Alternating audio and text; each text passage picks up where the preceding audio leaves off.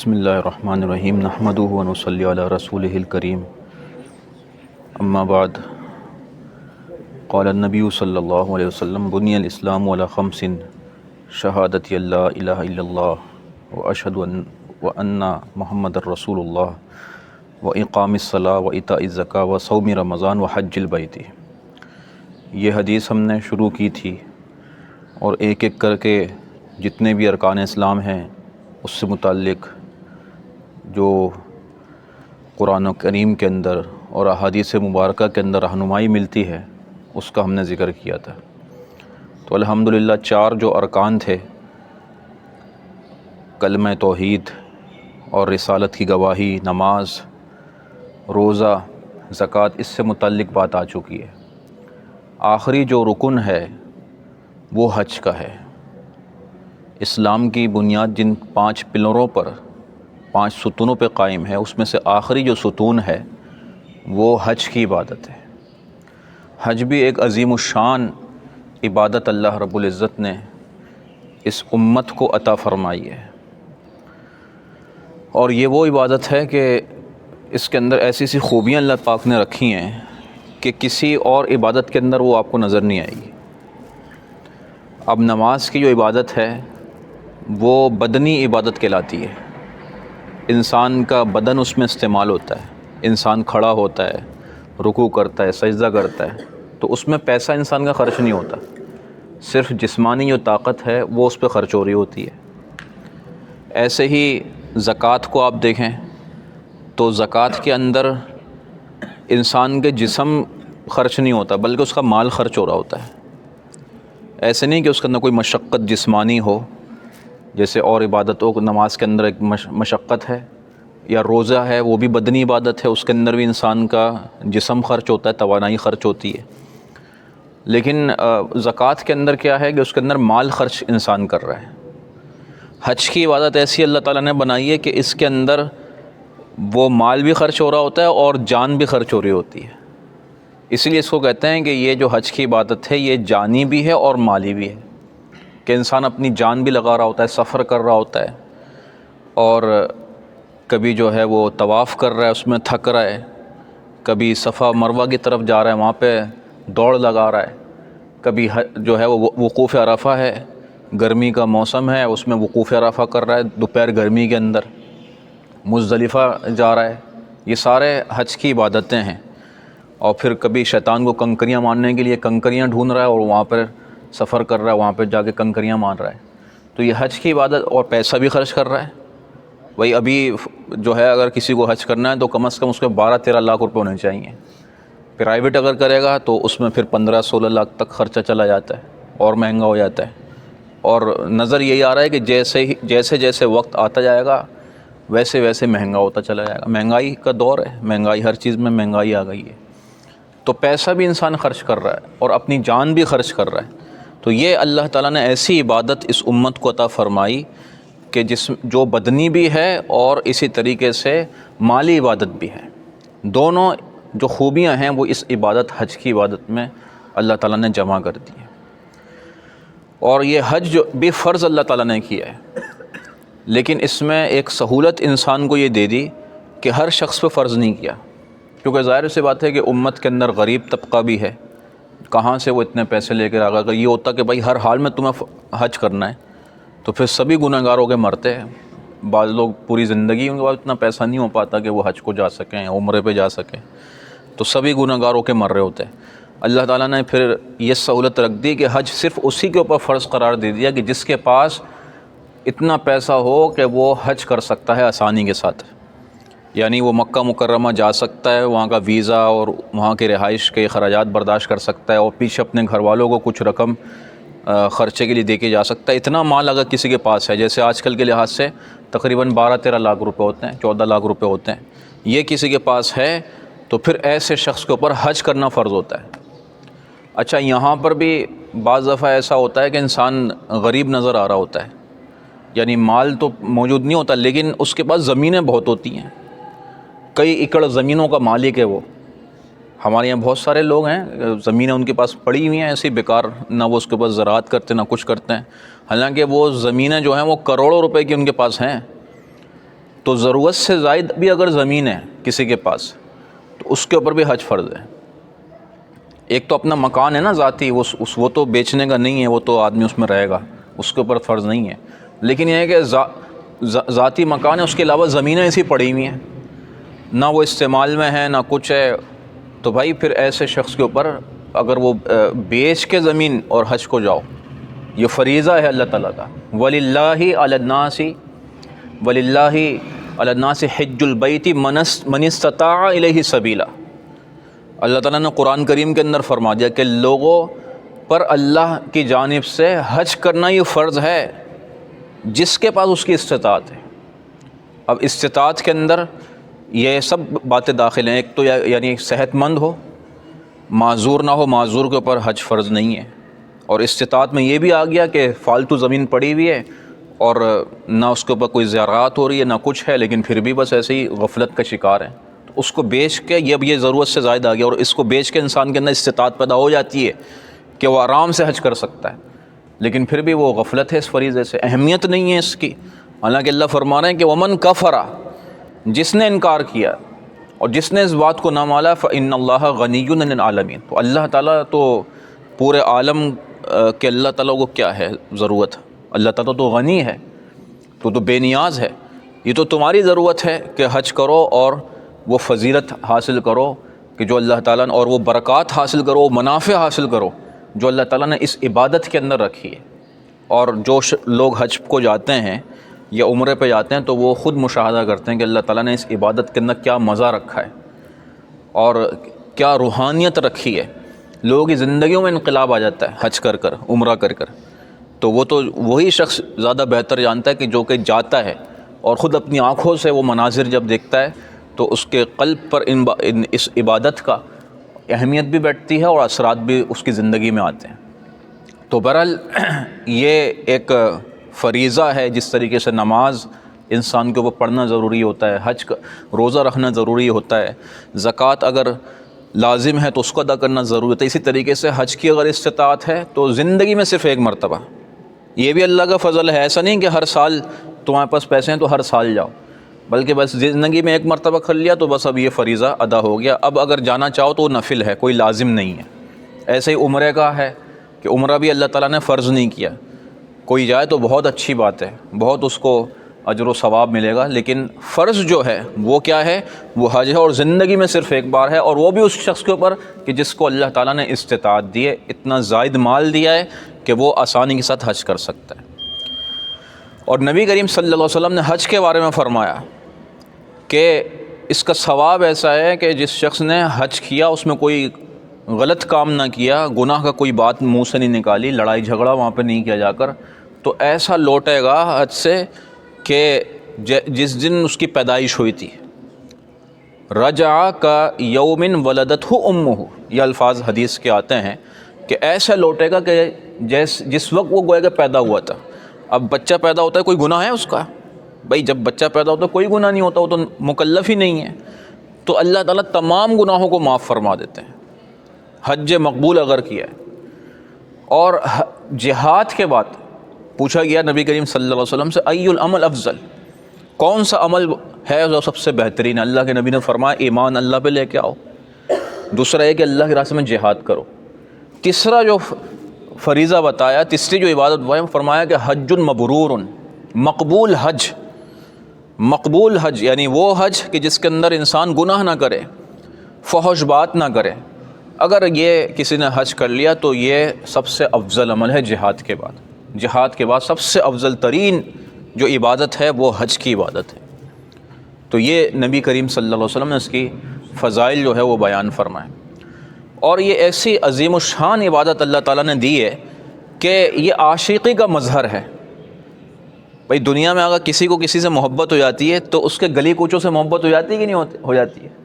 اس کے گھر سے بھی انسان کو محبت ہو جاتی ہے، اور اس کے گلی سے گزرنا بھی اس میں محسوس ہو رہا تھا، حالانکہ یہ تو دنیاوی محبت ہے، اور دنیاوی محبت تو یہیں پہ سب ختم ہو جاتی ہے، لیکن اللہ تعالیٰ نے اس عاشقی کا مظہر اور یہ عاشقی کی عبادت حج کی عبادت میں رکھ دی۔ اب انسان کیا ہے، حج پہ جا رہا ہے، بیت اللہ جا رہا ہے تو دیوانہ وار چکر لگا رہا ہے، جس طریقے سے دنیا کے اندر ایک آدمی کو کسی سے محبت ہو جائے تو دیوانہ وار گھوم رہا ہوتا ہے اس کے پیچھے. جیسے لیلا مجنون کے قصے مشہور ہیں کہ لیلا کے اوپر وہ مجنون جو ہے کیا ہو گیا تھا, عاشق ہو گیا تھا, تو اسی کو گن گن گاتا رہتا تھا, اسی کے پیچھے جو ہے وہ پھرتا رہتا تھا. حالانکہ یہ جو عشق مجازی ہے اس کی تو کوئی بلکہ گناہ ہے, یہ تو ناجائز محبت اور ناجائز کام سارا.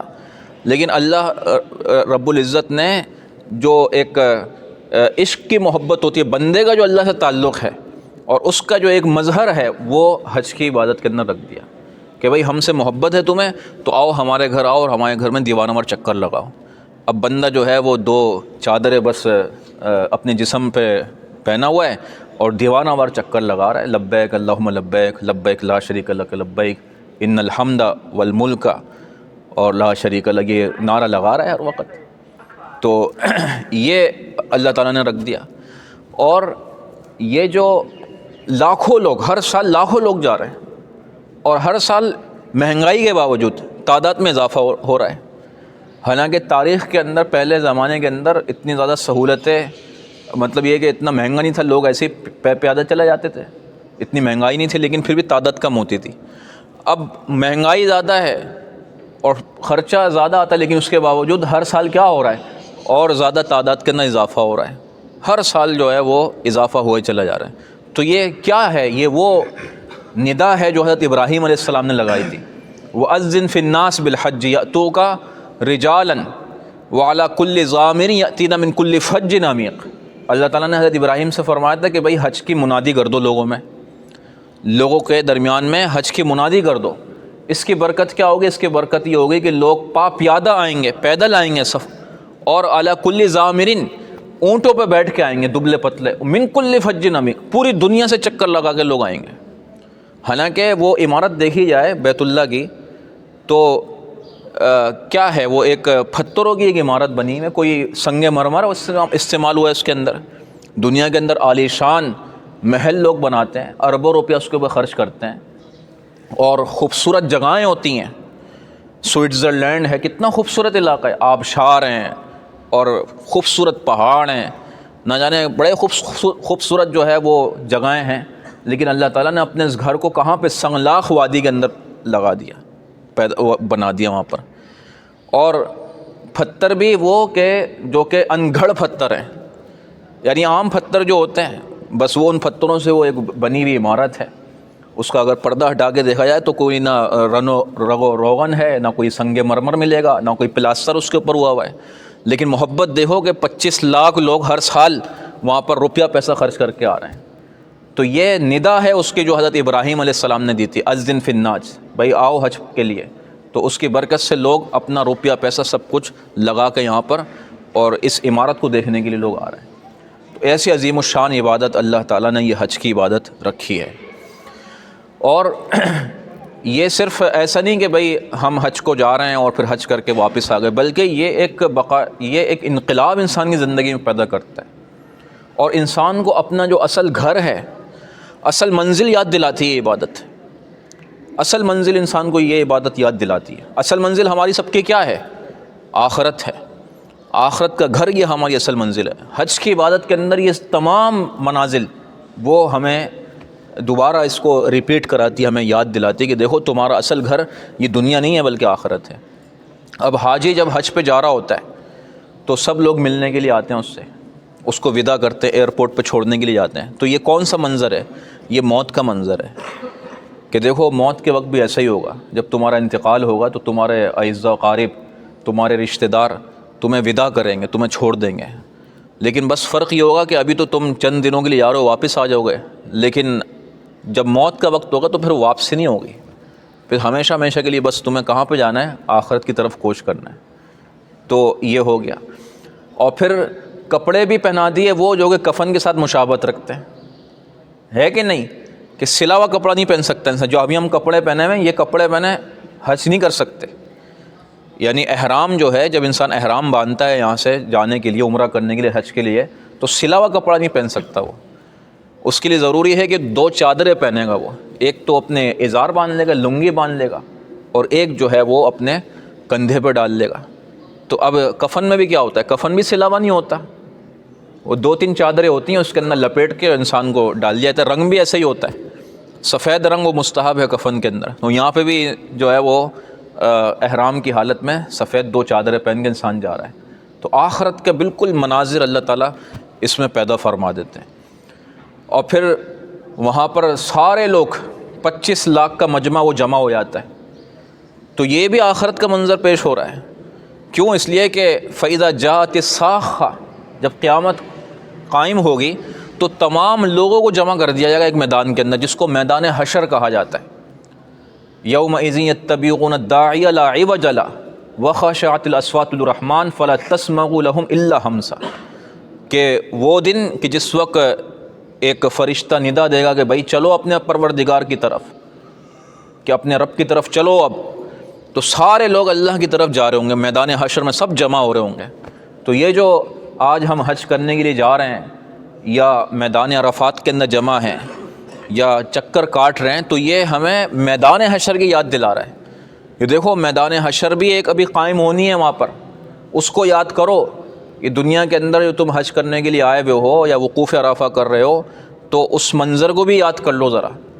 یا ایسے ہی انسان صفا مروہ کی طرف چکر کاٹ رہا ہے، دوڑ رہا ہے، تو یہ بھی کل قیامت کے منظر کہ جب کہ انسان جو ہے وہ انبیاء علیہم السلام کے پاس جائے گا، سفارش کے لیے جائے گا کہ آپ سفارش کر دیجئے کہ اللہ تعالیٰ حساب شروع کر دے۔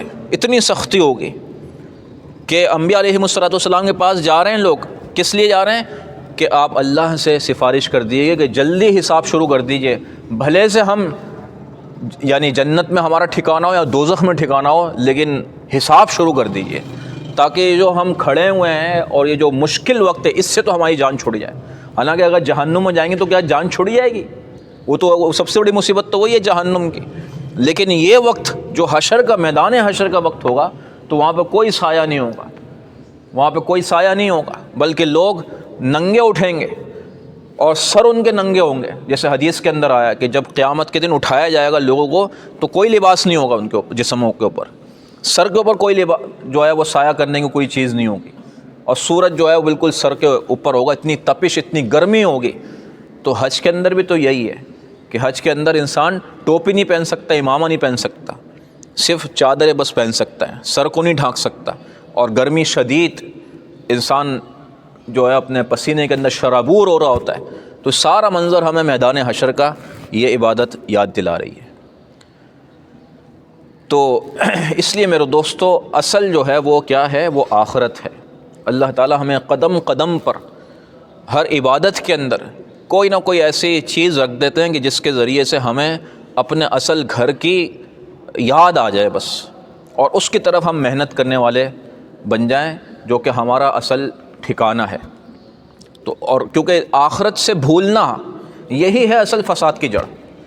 انسان جب آخرت کو بھولتا ہے، اس کو یاد نہیں کرتا، تو پھر وہ تمام گناہوں کے اندر مبتلا ہو جاتا ہے۔ وہ چوری اس وجہ سے کرتا ہے کہ وہ سمجھتا ہے کہ بھائی بس مال آ گیا، اب اس کا حساب کتاب تھوڑی دینا ہے۔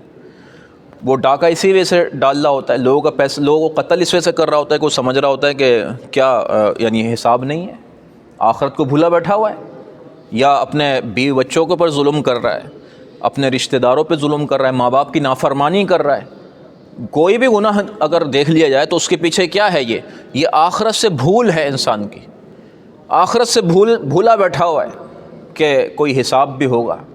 وہ غفلت ہے جس کے اندر یہ سارے کام ہو رہے ہوتے ہیں۔ تو اس عبادت کے اندر آخرت انسان کو یاد دلائی جا رہی ہے۔ اور ایسے ہی یہ جو عبادت ہے، وہ عبادت ہمیں یہ بھی یاد دلاتی ہے کہ دیکھو تمہارا اصل جو دشمن ہے وہ شیطان ہے۔ اس کو دشمن سمجھنا، اس کو کوئی دوست نہیں سمجھنا۔ یا ایھا الذین آمنوا لا تتبعوا خطوات الشیطان انہ لکم عدو مبین، کہ اے لوگو شیطان کے راستے کی پیروی نہ کرو، شیطان کے راستے کے پیچھے نہ پڑنا، تمہارا ایک کھلا دشمن ہے۔ اب کنکری ماری جا رہی ہے جمرات کے اوپر جا کر، تو شیطان کو کنکری مار رہا ہے یا نہیں مار رہا؟ یہ اس عبادت کے اندر رکھ دیا اللہ تعالیٰ نے، حج کی عبادت کے اندر۔ کیوں رکھ دی؟ کہ عملی طور پہ بتا دیا کہ دیکھو جو بتایا تھا کہ شیطان کی پیروی نہیں کرنا، اب جا کے حقیقتاً بھی تم اس کو طرح کنکریاں مارو۔ لیکن جب یہاں سے واپس لوٹو گے اپنے علاقوں کی طرف، اپنی عملی زندگی میں آؤ گے، تو تب بھی اس فلسفے کو یاد رکھنا اور شیطان کو اپنا دشمن رکھنا، جس طریقے سے یہاں پر تم نے اس کو کنکریاں ماری ہیں اپنا دشمن سمجھ کر، تو ساری زندگی اس کو اپنا دشمن سمجھنا، کیونکہ یہ شیطان ہی ہے جو انسان کو طرح طرح کی برائیوں کے اندر مبتلا کرتا ہے۔ اب ایک شخص کو اس کا عمل اچھا کر کے دکھا رہا ہوتا ہے، کتنے کام ہیں ہم دین سمجھ کے کر رہے ہوتے ہیں، یعنی وہ سنت نہیں ہے، وہ اس کا دین سے کوئی تعلق نہیں ہے، لیکن انسان کو شیطان کیا کرتا ہے، شیطان اس کو مزین کر کے عبادت جو ہے وہ سمجھ کے اس سے کروا رہا ہوتا ہے، جس کو بدعت کہا جاتا ہے۔ تو اب دیکھ لیں ہماری زندگی کو اندر کتنی ساری بدعتیں ہیں، نماز نہیں پڑھیں گے، نہ روزہ رکھیں گے، نہ زکوٰۃ دیں گے، کوئی خیر کا کام نہیں کریں گے، لیکن بدعتیں جو ہیں وہ دین کے نام پر وہ کی جا رہی ہوں گی، خوب مزے سے کی جا رہی ہوں گی۔ اب پچھلی دفعہ رمضان سے پہلے میں جا رہا تھا سفر پہ، تو سندھ، اندرون سندھ میں گھوٹکی کے مقام سے گزر رہا تھا، تو وہاں پر وہ رش ہو گیا خوب، اور بس جو ہے وہ جام ہو گئی، 2-3 گھنٹے تک ہم جو ہے وہ اس میں پھنسے رہے، اور بس جو ہے وہ آگے نہیں بڑھ سکتی تھی، اتنا رش جو ہے وہ جام ہو۔ اب رش کیوں جام ہو گیا تھا؟ وہ اس لیے جام ہو گیا تھا کہ سندھ میں ایک بزرگ گزرے ہیں، ان کا نام مجھے یاد نہیں ہے، پتہ نہیں کون مشہور بزرگ ہیں، ان کا عرس بھی ہوتا ہے، تو ان کے عرس کے لیے پورے پتہ نہیں کہاں سے لوگ ان کے مزار کی طرف جا رہے تھے، بسوں میں بیٹھ کے، نیلے جھنڈے لیے ہوئے، اور پتہ نہیں کھانے پینے کے سامان ہیں، عورتیں مرد ہیں۔ اب کیا ہوا، اس کو عبادت سمجھ لیا کہ بھائی ان بزرگ کے عرس میں شریک ہو گئے تو بس سارے نیک کام کر لیے، گویا کہ دین یہی ہے بس۔ اب اس کی وجہ سے وہ جو لمبی قطار لگی ہوئی ہے اور اذیت لوگوں کو ہو رہی ہے، 2 گھنٹے سے ایک جام ہے، اور ساتھ میں نمازیں قضا ہو رہی ہیں، پاکی کا ناپاکی کا کوئی خیال نہیں، مرد عورت کا اختلاط ہو رہا ہے اور بد نظری ہو رہی ہے، گناہ ہو رہا ہے، اس کا کوئی خیال نہیں، لیکن وہ جو بزرگ ہیں جو گزرے ہیں وہ اللہ والے بزرگ ہیں، انہوں نے کہا تھا کہ یہ میرے مرنے کے بعد میرے مزار کے اوپر آنا، انہوں نے کوئی کہا تھا، لکھا ہے انہوں نے کہیں پر، لیکن لوگ جا رہے ہیں، اس کو عبادت سمجھ رہے ہیں، اس کو نجات کا باعث سمجھ رہے ہیں۔ نہ قرآن میں آیا، نہ حدیث کے اندر کسی جگہ پہ بھی نہیں آیا، لیکن شیطان نے کیا کیا، اس عمل کو نیک کر کے ان کے لوگوں کے سامنے کر دیا کہ یہ نیک عمل ہے، یہ کرتے رہو، بس اس میں نجات ہو جائے گی۔ تو شیطان کا کام یہ ہے کہ جو عمل قرآن سے ثابت نہیں ہوتا، حدیث سے ثابت نہیں ہوتا، صحابہ سے ثابت نہیں ہوتا، یہاں تک کہ جس کے لیے کر رہے ہو اس نے بھی کچھ نہیں کہا، لیکن انسان کیا کر رہا ہوتا ہے، اس شیطان کی پیروی کر رہا ہوتا ہے۔ تو اس عبادت کے اندر اللہ تعالیٰ نے یہ بتا دیا کہ بھائی دیکھو شیطان کی پیروی نہ کرنا، جو عمل قرآن کے مطابق ہے، سنت کے مطابق ہے، اس کے پیچھے چلنا۔ تو یہ چیز ہے جو ہمیں سیکھنے کی ضرورت ہے کہ کیا چیز سنت ہے، کیا چیز بدعت ہے، کس چیز میں نجات ہے میری، میں اس کو لوں۔ ایسے ہی شیطان کا کام کیا ہے؟ شیطان کا کام یہ ہے کہ انسان کو جو ہے وہ وسوسے ڈالتا ہے، اور اسی طریقے سے اس کے اندر وسوسے ڈال کر گناہوں پہ اس کو ابھارتا ہے، فحش کاموں کی طرف اس کو ابھارے گا، اور اسی طریقے سے اس کو ابھارے گا چوری کرنے کے اوپر، اور ڈاکہ زنی کے اوپر، قتل و غارت گری کی طرف ابھارے گا۔ یہ سارے کے سارے کام کس کے ہیں؟ یہ شیطان کے ہیں۔ تو اس عبادت کے اندر اللہ فرما رہے ہیں کہ جس طرح تم نے رمی جمرات کی ہے، ایسے ہی ساری زندگی ان کاموں سے بھی بچنا، کیونکہ یہ شیطان تمہیں برائیوں میں مبتلا کر دے گا۔ اور تیسری چیز جو اس عبادت سے ہمیں ملتی ہے وہ ہے اتباع نبوی، یعنی اتباع سنت کی پیروی ہمیں سکھاتی ہے عبادت۔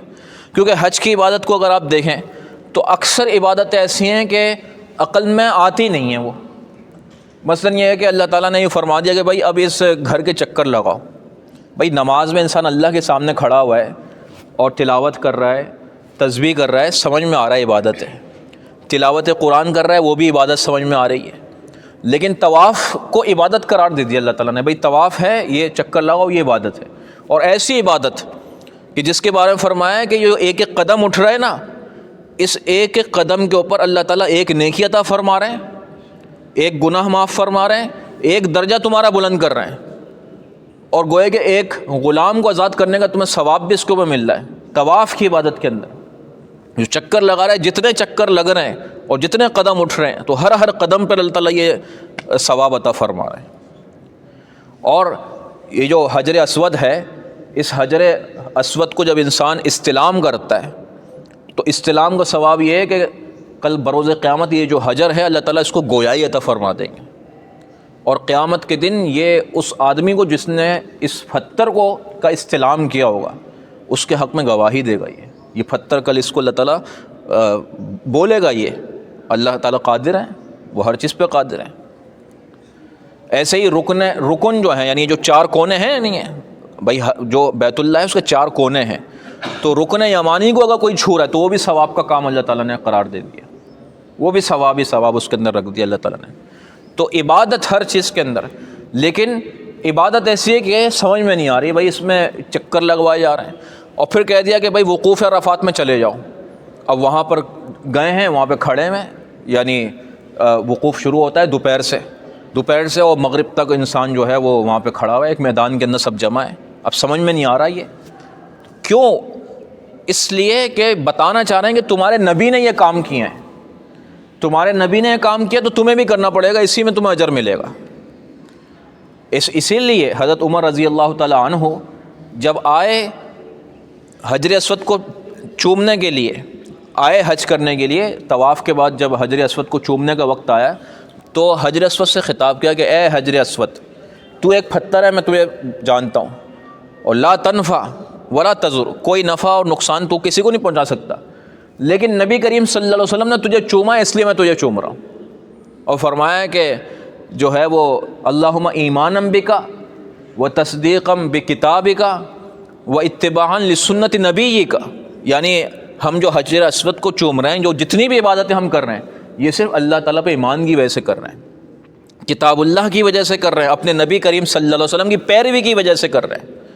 تو یہ جو عبادت ہے یہ انسان کو سکھاتی ہے اللہ کے نبی کی پیروی، کہ عقل میں کوئی چیز آئے نہ آئے تمہیں نبی کریم صلی اللہ علیہ وسلم کی پیروی کرنی ہے بس۔ اگر خدا نہ خواستہ نبی کریم صلی اللہ علیہ وسلم کی پیروی نہیں کی اور اپنی منچاہی زندگی گزاری تو یاد رکھو کہ اس کا انجام کیا ہوگا۔ چنانچہ فرما دیا کہ فَلْيَحْذَرِ الَّذِينَ يُخَالِفُونَ عَنْ أَمْرِهِ أَن تُصِيبَهُمْ فِتْنَةٌ أَوْ يُصِيبَهُمْ عَذَابٌ أَلِيمٌ، جو لوگ نبی کریم صلی اللہ علیہ وسلم کی پیروی کرنے سے اعراض کرتے ہیں تو یا تو وہ کسی فتنے میں مبتلا ہو جائیں گے، کوئی فتنہ ان کو آ گھیرے گا، یا اگر فتنہ نہ بھی آیا تو اللہ کی طرف سے عذاب علیم، ناقابل برداشت عذاب یہ تیار ہے اللہ تعالیٰ کی طرف سے، وہ ان کو ملے گا۔ وما آتاکم الرسول فخذوہ، اللہ کے نبی جو تمہیں دیں، جو عمل ان سے ثابت اس کو کر لو۔ وما نہاکم عنہ فانتہوا، جس سے کہیں کہ اس سے بچے رہو تو اس سے بچ جاؤ۔ تو بہرحال یہ حج کی عظیم الشان عبادت ہے جو اللہ جس کو 5واں رکن قرار دیا گیا ہے، لیکن اس کے یہ فوائد، اس کے یہ فضائل ہیں جو اور بھی بہت سارے ہیں، یہ چند میں نے آپ کے سامنے ذکر کی۔ لیکن اگر کوئی شخص یہ کہے کہ بھائی یہ حج اتنی مہنگی عبادت ہم کہاں سے کر سکیں گے، اور کہاں عمرہ بھی ہے 3 لاکھ 3.5 لاکھ 4 لاکھ کا عمرہ ہے، ہمارے پاس تو اتنے پیسے ہی نہیں ہو پاتے، تو اللہ رب العزت نے ایسے لوگوں کا بھی دل جو ہے وہ توڑا نہیں ہے۔ ٹھیک ہے تمہارے پاس پیسہ نہیں ہے، لیکن تم اپنے وطن میں رہ کے، تم اپنے گھر میں رہ کے یہ عبادت، اس عبادت کا ثواب حاصل کر سکتے ہو۔ اللہ توفیق دے دے، بہت بڑی بات ہے، اللہ تعالیٰ کسی کو دے دے، لیکن کوئی شخص یہ اپنے دل کو چھوٹا نہ کرے۔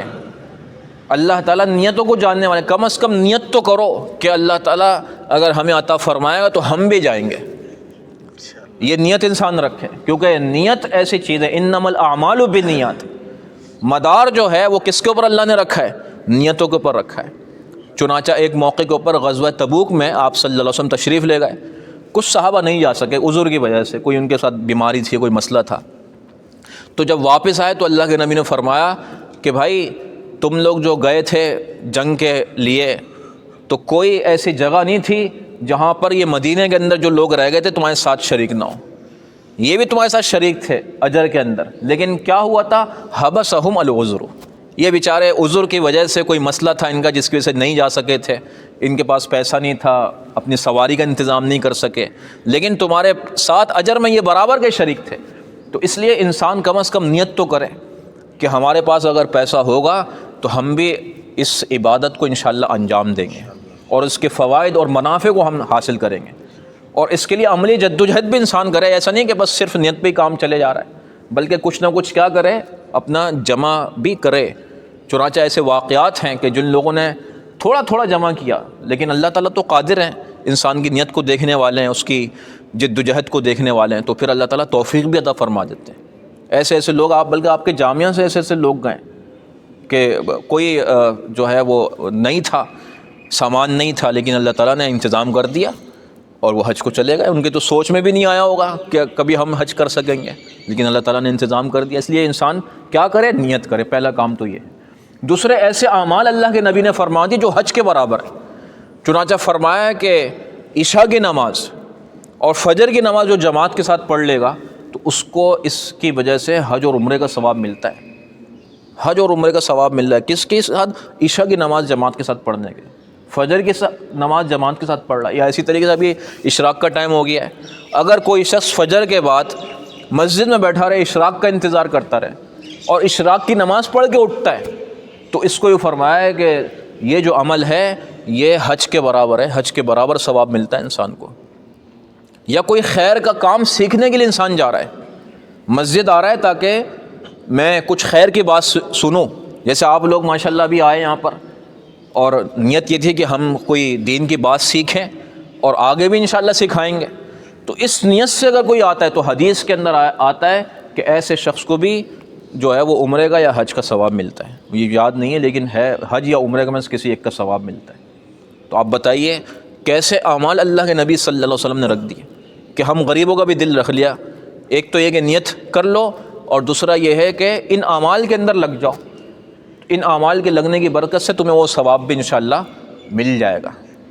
تو بس اللہ پاک سے دعا فرمائیے کہ اللہ تعالیٰ جو ہے وہ حج کی عبادت کی ہم سب کو توفیق عطا فرمائے۔ اور بھائی یہ جو حج کی عبادت کے اندر جو اصل چیز ہے وہ آخرت کی تیاری۔ تو آخرت کی تیاری تو حج تو زندگی میں صرف ایک مرتبہ فرض ہے نا، اور سال میں ایک مرتبہ آتا ہے، اور زندگی میں جو ہے وہ ایک مرتبہ ہے، لیکن آخرت کی تیاری تو ہر روز ہے، ہر لمحے ہے۔ کوئی وقت ایسا نہیں ہے کہ جس میں انسان کو یہ کہا گیا ہوگا کہ تم آخرت کی تیاری سے آج فارغ ہو، بلکہ ہر وقت ہر لمحہ انسان کو آخرت کی تیاری کرنی ہے۔ اور اتباع جو ہے وہ نبوی یہ تو ہر وقت کا سلسلہ ہے، یہ تو صرف حج کے ساتھ نہیں ہے بلکہ روزمرہ زندگی کے اندر، اور ہر وقت انسان کے ساتھ یہی ہے کہ اپنی زندگی نبی کریم صلی اللہ علیہ وسلم کے طریقے کے مطابق گزارو۔ تو کم از کم اس چیز کو تو ہم، یا شیطان سے جنگ ہے تو شیطان سے جنگ تو وہ مرتے دم تک ہے، آخری سانس تک اس سے جنگ کرنی ہے۔ تو یہ تو سلسلے ایسے ہیں کہ یہ انسان کے ساتھ ہر وقت لگے ہوئے ہیں۔ یہ عبادت تو سال میں ایک مرتبہ آتی ہے اور زندگی میں صرف ایک ہی مرتبہ فرض ہے، لیکن یہ چیزیں ایسی ہیں کہ ہر وقت فرض ہے، ہر وقت فرض ہے۔ اس کی تو کم از کم ہم یہ ہے کہ توجہ رکھیں اس کے اوپر کہ آخرت کی تیاری، اس کی فکر، اللہ کے نبی کی پیروی، اور شیطان کو اپنا دشمن سمجھنا، اس کی مخالفت کرنا۔ اللہ پاک ان باتوں پر عمل کرنے کی توفیق عطا فرما دے۔ وآخر دعوانا الحمدللہ رب العالمین، الحمدللہ رب العالمین، والصلاة والسلام علی سیدنا و مولانا محمد وعلی آلہ وصحبہ اجمعین۔ یا اللہ یا رحمان یا رحیم، اپنے فضل و کرم سے ہم سب کے گناہوں کو معاف فرما دے۔ یا اللہ حج جیسی عظیم عبادت کی ہم سب کو توفیق عطا فرما دے۔ یا اللہ حج بیت اللہ کی توفیق عطا فرما دے۔ یا اللہ مدینہ منورہ کی زیارت ہمیں بھی نصیب فرما دے، روضہ اطہر کی زیارت عطا فرما دے۔ یا اللہ اپنا فضل و کرم کا معاملہ فرما دے۔ یا اللہ اپنے روزوں کو یا اللہ اپنی رضا کے مطابق گزارنے کی توفیق عطا فرما دے۔ نفس و شیطان سے ہم سب کی حفاظت فرما۔ یا اللہ سنت کے مطابق زندگی گزارنے کی توفیق عطا فرما۔ آخرت کا دھیان ہماری زندگیوں میں اللہ پیدا فرما دیجیے، ہر وقت آخرت کا دھیان ہو، ہر کام آپ کی رضا کے لیے ہو۔ ربنا تقبل منا انک انت السمیع العلیم وتب علینا انک انت التواب الرحیم۔ صلی اللہ تعالی علی خیر خلقہ محمد وعلی آلہ وصحبہ اجمعین برحمتک یا ارحم الراحمین۔